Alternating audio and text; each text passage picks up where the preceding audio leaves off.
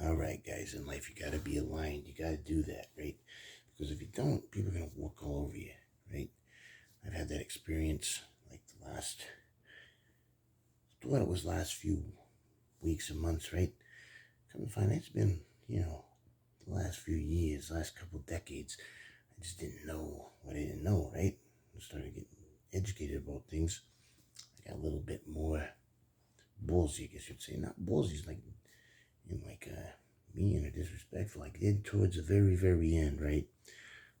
And then I decided this is nice, it's not worth it, right? And I need to get out of here because kids can't be seeing me, blowing up at mom all the time and things like that, and being angry and throwing things every time someone drops on the floor, right? And always wanting to be in an intoxicated, frame of mind, right? And always had to be on something in order to, even just tolerate the relationship.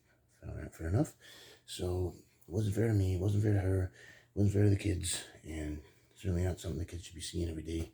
And they were seeing the opposite of that the majority of the time. They were seeing a man being, talked down to, or my fault for letting it go, right? A lot of times people are trying to find the line, trying to see the boundaries, right?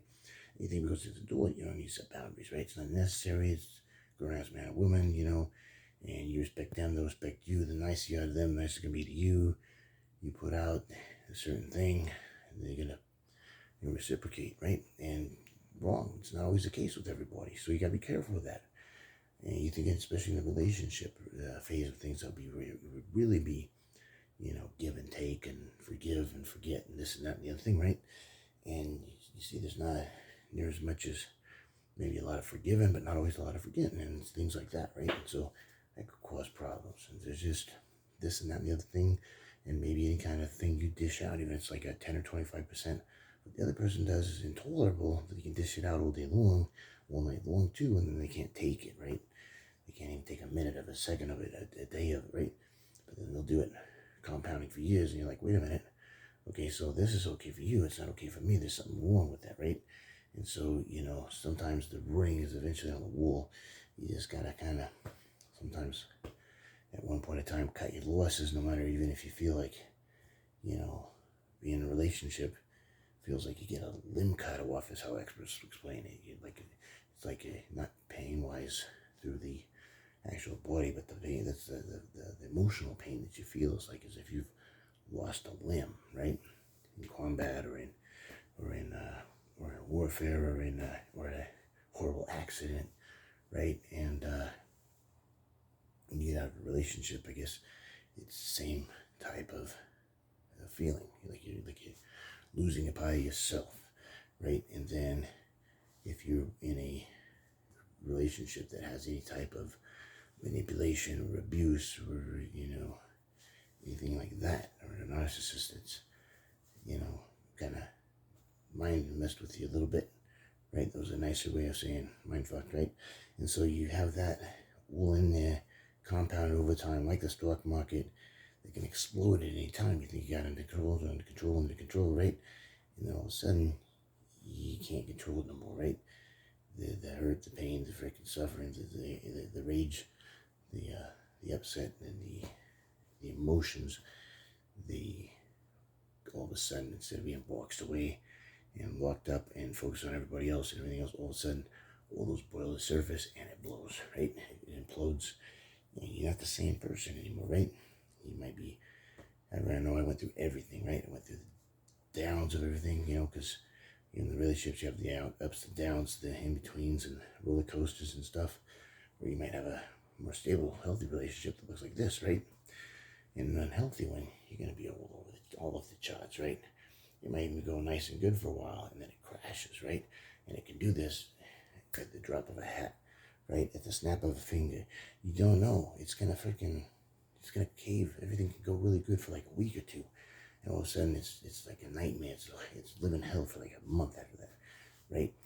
And then you have another couple of good days, and it's like so when it's not raining in Seattle and the sun comes up, and the Seattle civilians are like, wow, this is why we stay in Seattle because of the sunshine. It's like you're fucking nuts. The sun comes up once a year, right? And stuff. And so, but wow, they're so used to not having it. It's like, wow, when it comes up, it's a glorious thing. It's like, that's why we live here. It's like, man, here for the sun, you better go live somewhere else, right? But it's somebody people's perception is of things, right? And perception is reality. And so you have those times when it's good with the person that's abusive, but they have a good side. It's going to be like really, really good sometimes. You're like, wow, this is what I'm in a relationship with this person I love, and this and that and the other thing, because they give you those breadcrumbs, right? You fucking starving for them, and so then you think that then it's going good, and it's going good for a little bit, and then bang, it's right back to another month of hell, and it's like, or it could be 3 days on, 1 day off, 2 days on, 10 days off. It could be even a nice run, you like a week or two or a month even, and then you might have like a 6 month where you're like this again. So you just don't know, and so it's kind of crazy that way. And the people who are abusive, who are really good at it, will make you not even realize you're being abused, right? And you, especially when they blame shifting and gaslighting and freaking all those types of things, and silent treatment and doing the punishing, and they change it all the different directions and the manipulation, all that stuff, to where you don't even know if you're being manipulated or not. Then you say, well, if you're being manipulated, does the experts say that if you're not sure if you're being manipulated or not, you're kind of questioning it, then you probably are, right? It should be pretty obvious. If you're not being manipulated, it should be pretty obvious that you're not being manipulated. But master manipulators are so good at it, you won't even notice, right? They're so good at doing that.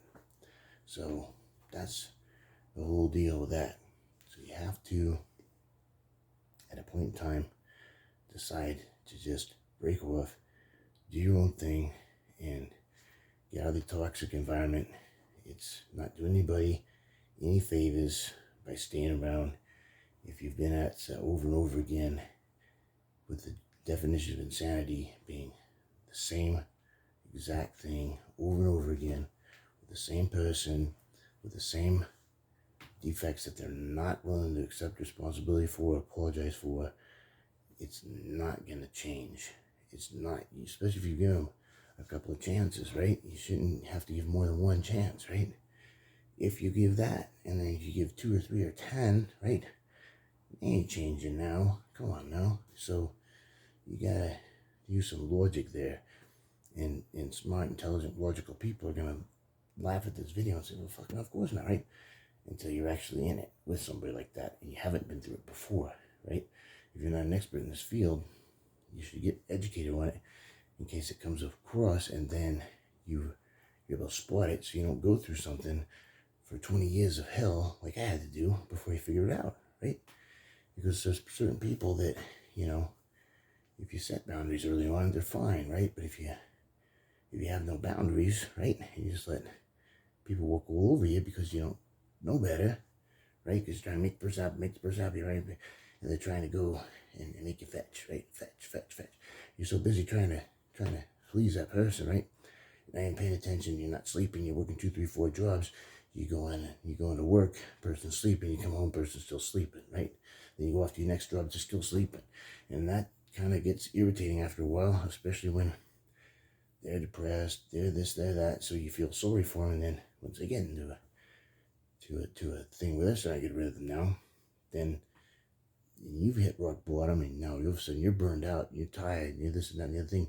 Then they piss off at you, like, how could you be depressed? How could you pull your head out of your ass? Let's get going, right? You want to be sympathetic or empathetic for a few days, a couple weeks, but then after that, like, let's get going, right? But as you waited like a decade or two, before you finally started getting a little antsy and let's get this thing going, right? They do 2 days and like, I can't believe I put this much work in the relationship. You haven't fucking changed yet. It's been 2 days, right? Or 2 weeks, whatever, right? So you gotta watch that kind of stuff. All right. Showtime Shred Fitness over here. Size, growth, get big. All right.